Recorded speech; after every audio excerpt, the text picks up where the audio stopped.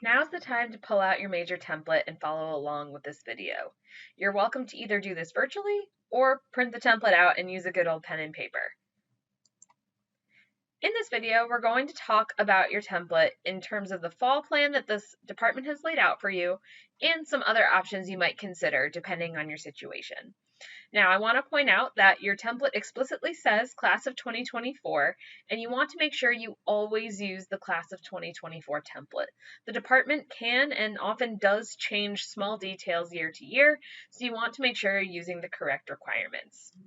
Now, looking at this first semester here, the general recommendation from the department is to take Computer Science 1, Introduction to ECSE, Engineering Graphics and CAD or Engineering Communications, Calculus 1, and a Haas course. Now, let's break down this semester and some different tweaks you might need to make depending on your situation. First is Computer Science 1. If you don't already have credit for this in some way, I would consider this non-negotiable. It's a really important course to kick off your programming sequence, and it's also a prerequisite for some other classes on your template. Moving along, Intro to ECSE is a class that I want you to give some thought to. Now, this is a wonderful class for your first semester and a really great introduction to the major.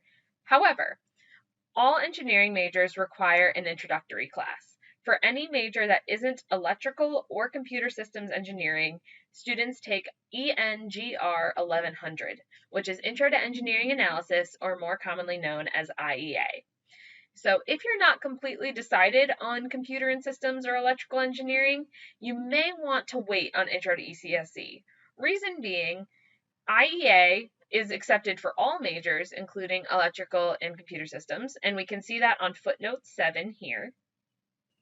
But if you took ECSE 1010 and then switched to something like biomedical or civil engineering, you would have to go back and take IEA, and you would just have to use Intro to ECSE as a free elective. So basically, your criteria for whether or not this is a good idea for fall is either A, you're feeling very secure in wanting to do electrical or computer systems, or you're not feeling secure, but you want to take this to kind of explore the major and are fine with the idea of it potentially becoming a free elective in a new major if you are to change your mind. Also, if you decide you want to move it, there's some different things we can do. One is you could just take IEA, like I mentioned, because we know that'll work for any engineering major. However, another great option is to potentially move up Physics 1. I would say in most cases, that's generally the swap we make if you're not going to take Intro to ECSE this fall and you haven't already gotten credit for physics. Moving along, you could take either Engineering 1200 or 1400. For my CSEs, I always recommend Engineering 1400. You're welcome to do this either fall or spring of your freshman year. However, I would say it's probably better to do this in the fall. In the spring, there's a very, very, very tough course, data structures, and as a result, you probably want to keep anything time intensive out of the spring as much as you can, so getting this 1 credit class into your fall semester will pay off later. Then for the math sequence, this is probably the most intuitive. So if you don't already have credit for Calculus 1, you're definitely going to want to take that this fall. I would also class that one as pretty non-negotiable. However, if you already have credit for Calculus 1, then we can move on to Calculus 2. And if you already have credit for both Calc 1 and Calc 2, then we can look at second year math courses. Whenever possible, I would prioritize taking Intro to Differential Equations first. This is because it's a prerequisite for electric circuits. As we'll discuss when you're in advising appointments with me next year, circuits is the big one for both electrical and computer systems engineers. The department wants you to get there as soon as reasonably possible, and it is a prerequisite for tons of classes in your third year. As a result, since differential equations is required before circuits, we try to prioritize that when we can. However, if you already have credit for Calculus 2, you are free to take differential equations or multivariable calculus, so just know that both options are on the table. And then for your last class in the fall, they slate that you should take a Haas, and this is something I would really strongly recommend. Having one not STEM course in your first semester is really helpful as you transition out of high school. So obviously, that first semester on the template is a great place to start, but as you've heard along the way, there might be reasons we tweak those choices. So let's look at some further options and see how they could fit. So if you already have credit for Computer Science 1, you could consider taking data structures. Now, as I mentioned before, this is an incredibly hard class.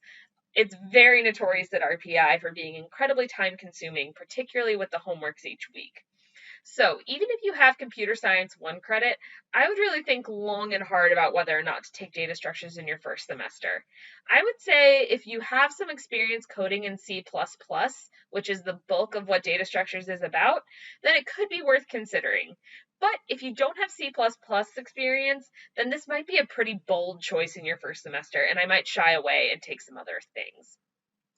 Then if you also have Computer Science 1 credit, some other things you could consider that are a little bit more pleasant are you could look at taking Computer Components and Operations or Embedded Control.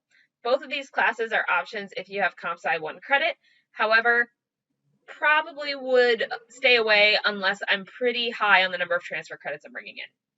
We've already discussed the math sequence. We've discussed that Physics 1 has no prerequisites and can definitely be moved to the fall depending on your situation.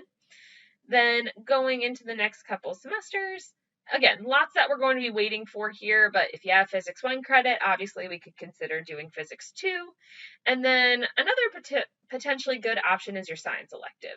So in cases like this where it's kind of vague and you're not sure what might fill that requirement, take a look at the bottom of your template. There's often going to be a list. So you can see here, your 3 options for your science elective are Intro to Biology, Cell and Molecular Biology, or Chemistry 1. I would say in 99% of the cases, nobody takes cell and molecular biology, so you would be picking between these two.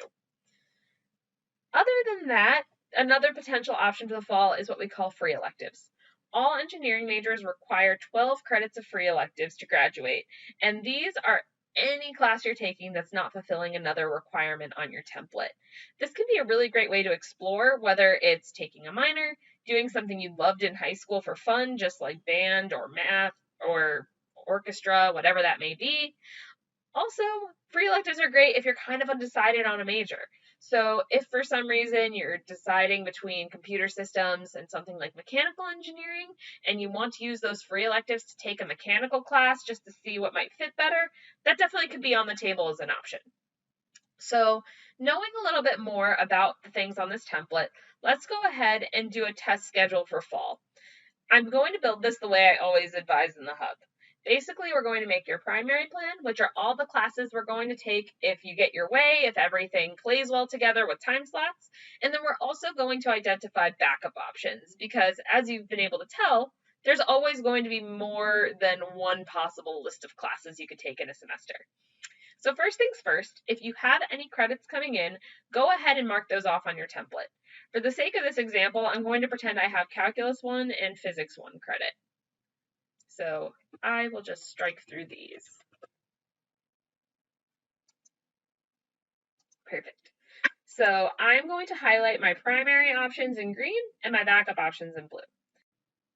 So looking at the template, I don't have credit for Computer Science 1 yet, and that one was non-negotiable, so I'm going to highlight that. And then for the sake of this example, I've decided, you know what, I'm not entirely certain about Intro to ECSC. That might not be the best move for me this fall. So I'm going to highlight that in blue as one of my backup choices. And then I've decided I definitely want to get my 1 credit class out of the way, so I'm going to take Engineering Communications, and I would definitely like to take a Haas class. So far, we have 9 credits, and we're aiming for 17, given that we're doing our 1 credit class. So moving along, since I have credit for Calculus 1, then I will absolutely be planning to do Calculus 2. And then I already have credit for Physics 1. So now I have to decide, all right, do I want to move on to Physics 2, or would I rather do my science elective or a free elective?